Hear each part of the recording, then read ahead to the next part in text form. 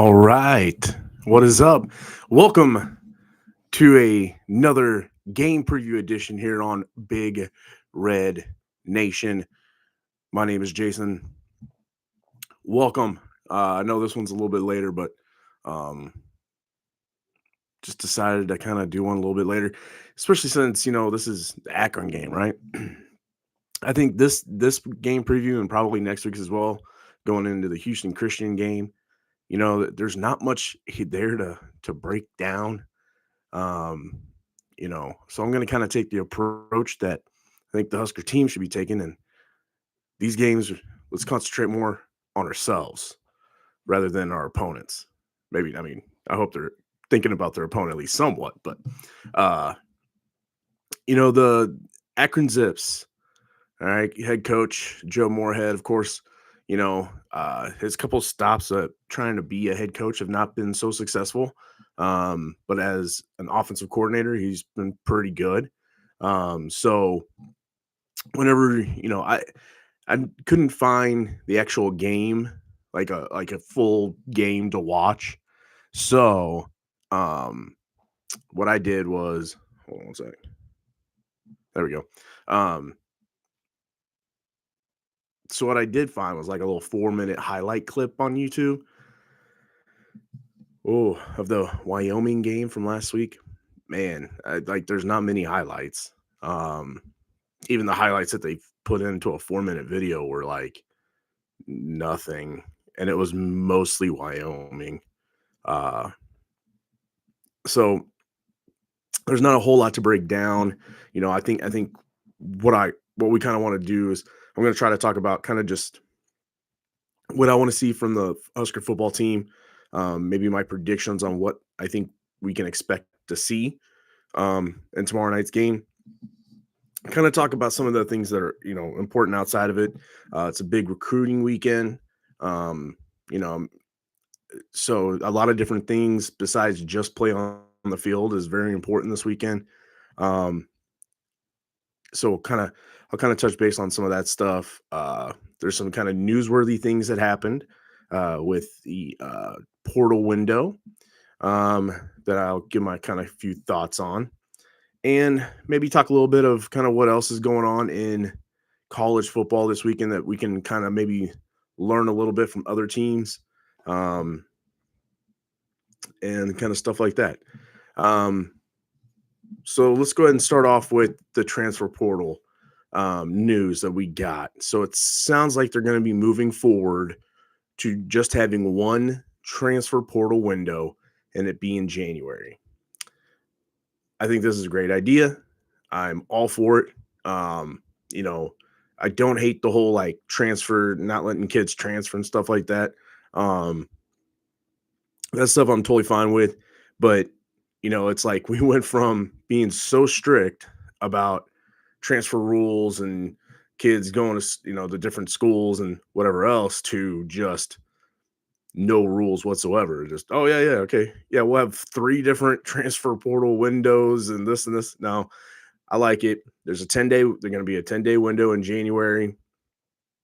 Um, I think it helps streamline what'll happen. I think it will help the coaches really kind of focus more on other things. It felt like there's so much different windows that the coaches have to now be the most amazing multitaskers of you're trying to get a team ready for the playoffs or a bowl game, while also having to do all this transfer portal stuff, and you don't know if your guys are going or if you're going.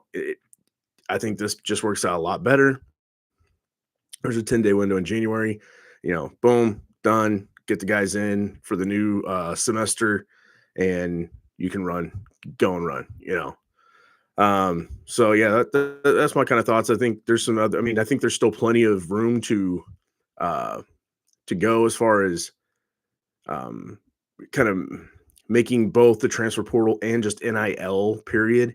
Um, I think there's more room to put some different guidelines there, to make this stuff a little more uniform, a little more streamlined. and I think will make it better overall for the sport of college football. Uh, so okay, I guess we can go ahead and start talking about uh, tomorrow's game. And like I said, the things around it that kind of make this a very important weekend. We've got several five-star recruits in town, several four stars. We got a ton of recruits that are going to be at this game. So yeah, while you definitely want the play on the field to look really good and entice the kids to come, I think what's also important is, you know, something that the fans can really control, and that is how we show up and show out. It's a home game, it's a night game, it's the home opener. So I would hope that the fans are there, loud, crazy, because not every program, whenever they're playing a team like Akron, has a sold out crowd who shows up, who is loud, who treats that game, you know, just like anybody else would, or just like as if the opponent was, Michigan. I know it's not going to get that crazy, obviously, but um, there's a ton of schools that don't do that. And some of these recruits are going to be at those schools that are probably also other blue bloods or something else. But this is what helps and kind of makes Nebraska different. It's how, we stand out.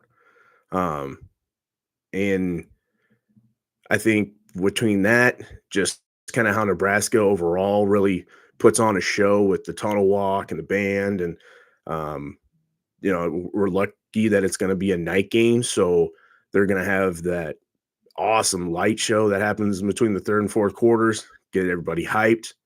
This can be the first game where there's alcohol in the stadium. So maybe it won't be too hard for fans to stay jacked and into the game and having fun. So that's I think something that's super important, especially for this first game, is having a crowd there that's super engaged and cheering on the Huskers to hopefully a good victory, man. You know, Getting into the actual kind of X's and O's, what I kind of want to see from the team on the field. Excuse me, sorry. Oh man, just one of those like out of nowhere, just like dry spots at the back of your throat. Oh, that was not fun. Hold on one second.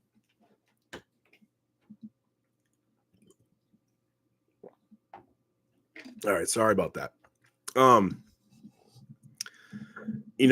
I think I kind of mentioned this in um my game review from Cincinnati.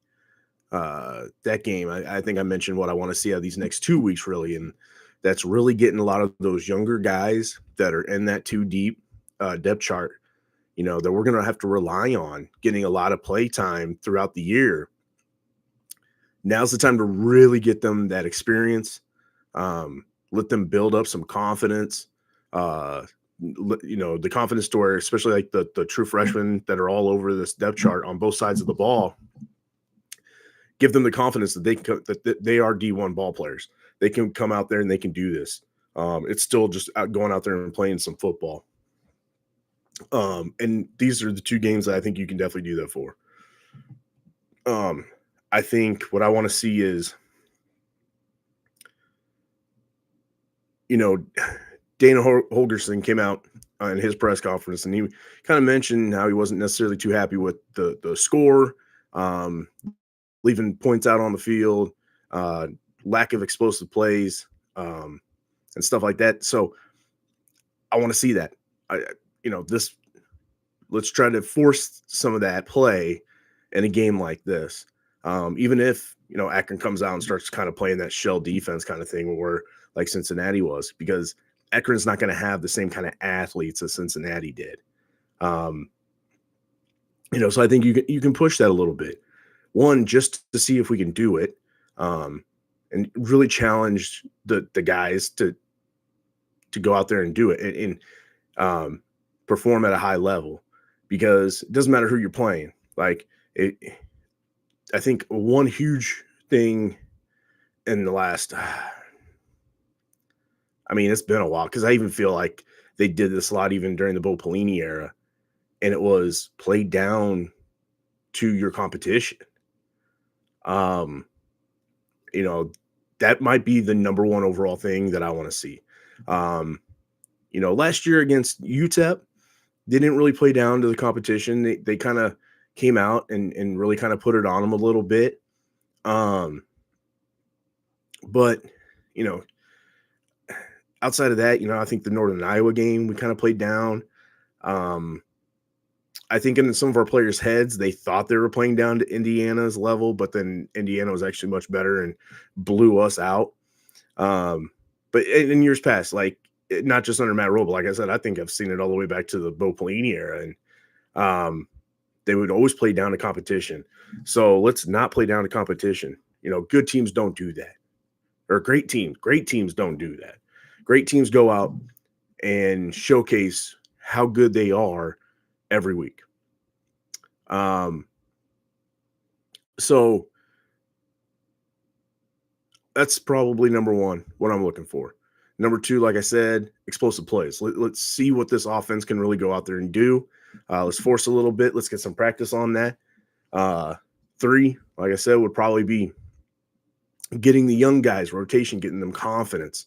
I would love to see I would love it if they could get to a point in this game where maybe the starters come out. Let's say this. If sometime in the second quarter you start seeing some mingling of the backups and playing with first teamers just to kind of see how that looks. But then maybe the third quarter, first team comes out, does one drive each, offense, defense. And then after that, boom, second, third, fourth, like just keep rolling them in. I think that would be exactly what I would want to see. Because that would mean obviously that we've gotten the score to a point where we feel comfortable with that. But on top of that, just getting these guys snaps in real games, I think is huge. And if you can do that to even your third string quarterback, your fourth, fifth running backs, your 10th, 11th, 12th wide receivers, whatever the case may be, I think that's huge because all that does is build depth. Again, it just keeps building a stronger roster the more that people get to play. I think what I'm also expecting to see is us outside of the explosive plays. I have a feeling you're going to see us run the ball a lot. And I think because, especially after Matt Rule, how we talked about how he wasn't necessarily happy with the running back rotation, he wanted to see more guys play. I think you're going to see that. I think that's going to be a focus of this team going into this game is definitely working on the run. So, yeah, again, just not much here to talk about with Akron. I mean, let's take a look at their stats from their game against Wyoming. Come on down here. Let's see here. All right. Yeah, so here we go. Here's their quarterback, Ben Finley. The ball 16 times or 38 times, completed 16, 139 yards and an interception. Their running backs, 21 yards rushing, only carried the ball a handful of times. Got 26 yards. Their wide receivers, their leading receiver, 4 catches for 47 yards.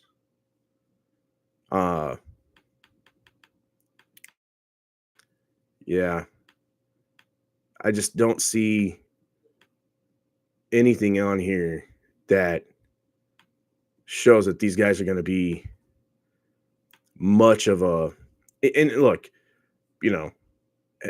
don't ever take opponents lightly. Like, I don't think we have to bring up games like Georgia Southern. Whenever teams like Arkansas State's come in and giving us problems, and Northern Illinois. We've played teams that should not have been in a game with us, and we let them not only in the game but beat us at home. So there's nothing that I'm trying to say like, oh, but again, and this is not necessarily a really good Wyoming team either. And Wyoming had more time of possession, had more first downs, almost outgained them by almost 200 yards. Um, and they even had more penalties. uh, yeah, just not great. Not great. They both each had a turnover. Um, hmm, just not much there for that. So again, hard to really come up and deep dive into this type of stuff. But hey, we still got to make videos, right? We still got to talk about it because we love talking Husker football, regardless of who we're playing. Uh, you know, I'm still excited for the game. I'm excited for every game. I don't care, if who we play. I'll be excited next week too to go watch us play Houston Christian because man, it's Husker football. There's no better way I want to spend my Saturday. And I'm legit on this. There's literally that's why fall will always be my favorite time of year because there's college football and there's Husker football. And now my Saturdays are filled with Husker football. Win or lose, but it's filled with Husker football. I'm going to wake up in the morning, I'm going to go for my walk and jog, and I'm going to be listening to a Husker podcast. And then whenever I get home, take my shower, eat my breakfast, start watching some pregame stuff. Whatever I can find, whatever radio show happens to be on, whatever Husker podcast I can find, I'm going to watch it. Okay. If there aren't any on, I'll try to find like a game day or big noon kickoff or Big Ten tailgate, something that will kind of give me my fix.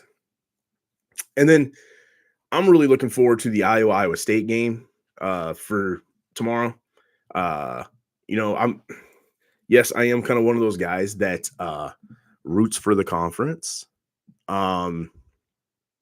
Just because I think there's kind of been a common theme in a lot of my videos whenever I talk about the national scene, and it's how I'm so tired of the SEC having like this monopoly on they're the best conference top to bottom, and they always get the benefit of the doubt and everything like that. So I want to I only think that the Big Ten as a whole being up and being considered one of the top conferences helps all the teams inside the conference. And last time I checked, Nebraska is one of those teams inside the conference. So again, yes, maybe I'm, kind of getting ahead of the horse, but because right now Nebraska is not good enough for it to really matter. But you know what? I'm, I'm like I said, I'm an optimistic person. I like to think that Nebraska will get good enough where it's going to matter, and hopefully it's going to be sooner rather than later. So, yeah, I'm going to root for the conference to do well. Except, man, it's hard to root for Iowa, though. It is hard. Like, I think I'm going to catch myself a lot tomorrow during that game, kind of rooting for Iowa State. Because I kind of found myself kind of rooting for Albany whenever they kind of were making it close there in the beginning of that game last week against Iowa. That's kind of like just kind of a hard team to root for. Just is. Which is good though. You know why? Because then that tells me that this is actually really becoming like a legit rivalry replacement for like teams like Colorado and Missouri for me. So but I'm looking forward to that game. I think it should be a good game. It's either going to be a very typical Iowa game where they're going to make it a close game for whatever reason and somehow make Iowa State look the worst they've looked all year, or Iowa State's going to rout them because Iowa did not look good against Albany. Even though they ended up pulling away and winning by a decent margin, they did not look very good. Another game that I'm kind of looking forward to just because I think it's going to be pretty good because of whatever random beef that has been stirred up between Oregon and Oklahoma State. Of course, the starting quarterback of that game is going to be Zane Flores, Nebraska kid. Hey,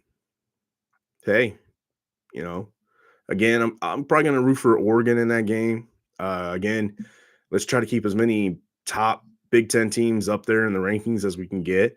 But it'll be interesting to see how Zane does. Nebraska kind of, they tried to get him kind of talking about Rule. Whenever he got the job, he kind of tried at least, last second kind of go in and be like, hey, what'd you think about Nebraska now that I'm here? Or, can we kick the tires on this a little bit, see what's going on?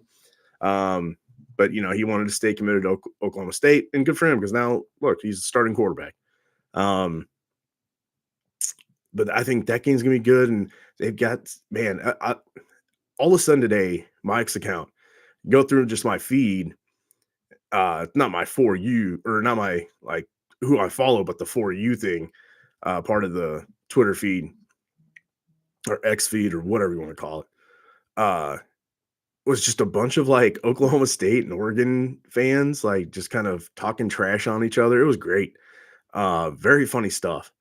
Like I saw one, it was like breaking news in the transfer portal. Phil Knight is now transferred from Oregon to Oklahoma State.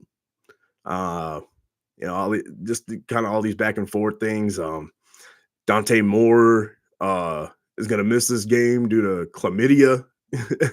Like, okay, they're just going back and forth at each other. And I guess it all started between Mike Gundy saying something in a press conference about Oklahoma State or about Dan Lanning, and then Dan Lanning shot back. And okay, I didn't realize Oregon and Oklahoma State had this kind of rivalry going. I mean, they didn't, but for whatever reason, the coaches decided to spark one up. Okay, so that I think that was going to be good. And then I might try to. I'm going to be watching this game over at my parents' house, so they're not really big on like the switching back and forth, and I'm usually not either during a Husker game, so it's going to be tough. But maybe try to catch the Michigan Oklahoma game on replay after the Husker game or something like that. Yeah, I don't know. Maybe just kind of check it out on my phone a little bit every once in a while. Kind of see how Bryce Underwood looks, because in that first game, I thought Bryce Underwood looked pretty good. And by pretty good, I just mean like as a true freshman making his first start, getting his first playing time in college football, he looked super comfortable. Like he looked way too comfortable for how he should have looked. I don't know. He looked very calm. He looked very he looked like he had a ton of command over that offense, including the players. Him getting on the guys, barking them out where they need to be, getting them in the right spot on the field. He just looked natural, looked comfortable. It didn't look like a dude making his first ever start. So I'm very interested to see how he looks on the road against Oklahoma, who by all means looks like they are a pretty good team. Oklahoma might be back. They might have just had one down year last year. Maybe, we don't know. We'll find that out. I think we'll find that out tomorrow, because I think Michigan also still look pretty good against New Mexico. But they also kind of had their moments in that New Mexico game where they didn't look all that great. So that should be interesting. And of course, leading up to that Michigan game, I'm always going to be curious to see how Michigan looks, because that's going to be a big game for Nebraska. I don't think I'm breaking any news here, but I think that game is really going to tell whether or not this is going to be that year 3 jump or not. I don't think it's necessarily the end all be all to that. But I think it's obviously, the first test that we're going to be able, the first part of the litmus test for the season of, is this going to be that Matt Rule year 3? And we will find out, because we're not going to find out in these next 2 games. But at the same time, like I said, it is going to depend on how the game looks. Is it 50-0? Okay, well, maybe you can take that and go, all right, well, that's impressive. That's actually pretty impressive. Okay, maybe this team does have a little something to them. Or is it we win 35-7, 35-10, 35-13? Maybe that's not as impressive. Now, a win is a win. We'll take a win. But uh, sometimes in a game like this where you're definitely playing a much, much, much inferior team, you got to make it look good. You know, like a win is a win, but you got to make this win look good. You got to look dominant. That's kind of the thing that I was looking at last week in a lot of the games, like say Penn State, Nevada. I think going into the season, Penn State is the number one team. I think Penn State is the best team. Uh, they're maybe one of the oldest teams. They're well put together. They've got uh, new coordinators that are really good. We got Knowles from Ohio State to be his defensive coordinator. So what I was looking for, it's not obviously they're going to win. They're going to win pretty good. But how do they look? Do they look dominant in the win? Do they look like they pretty much control the game? Um, that's how I'm going to look at Nebraska for this game and next week too. How does it look? Do you look dominant? Do you look in control? Do you look like you're the one dictating everything that is happening in that game? Because if you are, then yes, I think that goes. You can take that into your mind and into your perception on what you think this team is going to be for this season. Um, so there's a lot of things, even though this game, might be very interesting. That's a word. Very uninteresting. There we go. That's the word. It's been a long day. Sorry. Long day, long week. Even though this game is very uninteresting to a lot of people, there's a lot of things you can take from it. Especially if they do come out and perform the way that we want them to perform. So let's hope for all that. I was listening to, I want to say, yeah, it was the Average Joe show the other day, and they were talking about like the one score games. And you go back and they looked at Matt Rule's year 3 at Baylor, where they won 11-1 in the regular season. And they had, I think it was 4 1 score wins. And a lot of them were against like much inferior teams. So that's going to be kind of interesting to see going on in this season too. If, I do think there's something about the way Matt Rule likes to coach, that the way he likes his ball clubs to run, that just for whatever reason makes them like a magnet to these one score games. They're going to be low scoring. They're going to be close every game. And, he mentions it in press conferences a lot of, every game's going to be a close game. Everything's going to be a 17-16 game or 16-17 game or whatever he said. And I think it's just, and maybe it's because, whenever you do hear him talk, especially like, I don't know how many people are watching his podcast, House Rules.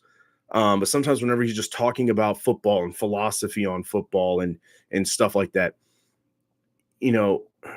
he's very old school and he brings up the old school coaches all the time.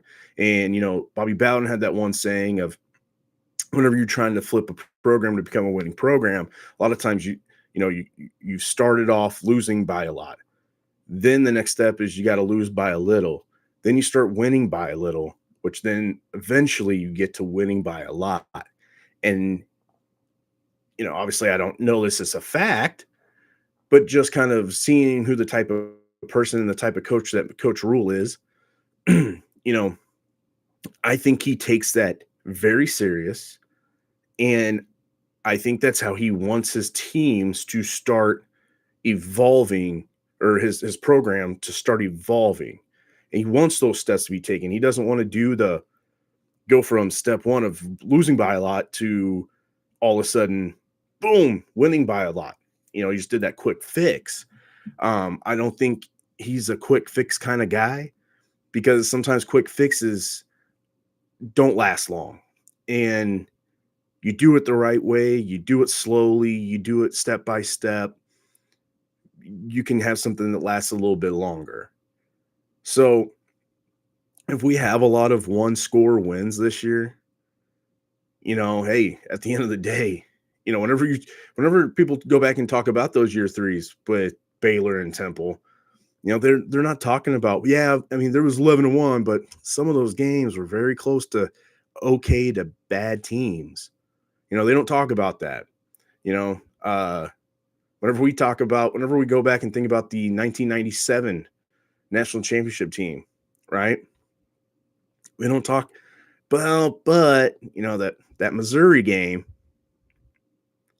I mean, we like to talk about the great catch and everything, but we don't necessarily talk about a national champion team, having this really close game against a not as good Missouri team, right? So, yes, in the moment, obviously, we'll probably talk about it a lot, obviously, right? But at the end of the day, towards the end of the year, and then whenever we look back on this year, if we go 10-2 or 11-1, we're not talking about a close Cincinnati win, or if let's say we have a close Maryland win or a close Minnesota win again. We're not going to be saying, oh, but some of those games we could have lost. No, like nobody talks like that. Nobody thinks like that. Just, oh no, we were 10-2. We had a good year. So yeah. Anyway, this one's going to be a short one, like I said, because there's just not much to go into. But I hope everybody has a really good Husker Saturday.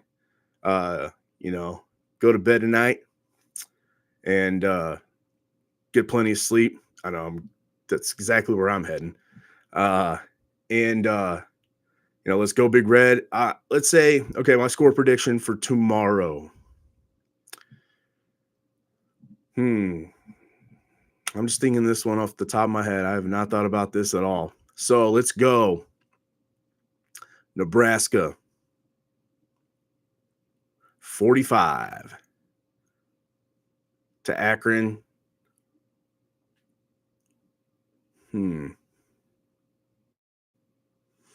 10. 45 to 10. I think we'll come out. I think in the first quarter, we're going to be around like 17-3. And then they might score a touchdown late in the fourth again, where it's game's kind of out of hand kind of thing. But I think we'll show some dominance. I think we'll have some big explosive plays. Since it is just kind of a whatever game, let's throw out a couple predictions of what I think will happen. Let's go. Dylan Raiola will throw for 287 yards, have an 81% completion percentage, and have 3 touchdowns. Now, the numbers, I wouldn't be shocked if they're not super high, only because, like I said, I think he will probably be out midway through the third if all things go the way we think they should. But I do think that maybe he might have like one ball thrown deep. The rest of the yards are going to come from, because I from the way it sounded with Dana, I think he's going to challenge the wide receivers to be the one to break tackles and make plays, because I feel like that's where he wants this offense to go. Take what the defense gives you, take the routine plays, but then it's up to the playmakers. Dylan's job is just to be the point guard. Here's the ball. Boom, boom. Here's the ball. Here's the ball. You go make a play. You go make this guy miss, and boom, gone. So I think Cortez Mills will have the longest touchdown yardage-wise. And let's go. Cortez Mills will break one. He's going to get I think he's going to get one of those slants in, dump it over the middle, boom, make a guy miss, and he's gone for a 53-yard touchdown. There we go. There's some stuff for you. I think the running backs as a whole, I think we're gonna have 300 yards rushing on the day, and I think Emmett will get to 100, and then Makai, Isaiah, and I think Quentin Eyes will all get carries in this game, and they're all going to be around like the 40, 50-yard mark, 30, anywhere from 30 to 50 yards. I think each one of them will be somewhere in there. I don't know if that equals 300 or not. I'm not going to do the math. But yeah, so there you go. There's some crazy out there hot take predictions, if you will, for tomorrow's game. Can't wait to see if they come true. So, anyway, on Monday, I will be back with the game review of the what just happened against Akron on Monday. So be prepared for that. Outside of that, everybody have a great, safe Husker Saturday. And remember to go big red.